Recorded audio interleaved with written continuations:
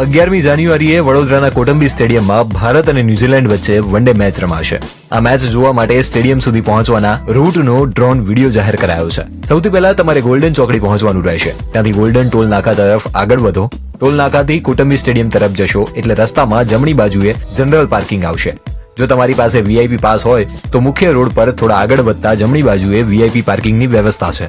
Match પૂરી થયા પછી traffic જામથી બચવા માટે પોલીસ વતી 2 મુખ્ય રૂટ સૂચવાયા છે. પહેલા રૂટમાં સ્ટેડિયમથી સીધા ગોલ્ડન ચોકડી તરફ અને ત્યાંથી વડોદરા જઈ શકાશે.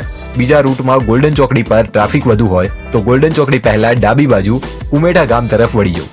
ત્યાંથી સિકોતર માતાના મંદિર થઈ જમણી બાજુ વળતા તમે સીધા આજવા ચોકડી પહોંચી જશો, જ્યાંથી વડોદરા જવું સરળ રહેશે.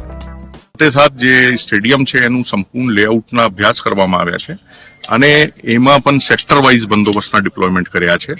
કયા વસ્તુને આપણે લઈ શકીએ, ક્યાં નહીં લઈ શકીએ, એનું જે અનાઉન્સમેન્ટ છે એ પાર્કિંગ એરિયામાં જ કરવામાં આવશે, જેથી બિનજરૂરી વસ્તુ લઈને કોઈ અંદર ના આવે. વડોદરામાં 15 વર્ષ પછી ઇન્ટરનેશનલ મેચ રમાઈ હોવાથી પબ્લિક ઘણી વધારે રહેશે, તેથી સમયસર પહોંચી જવાની સલાહ છે.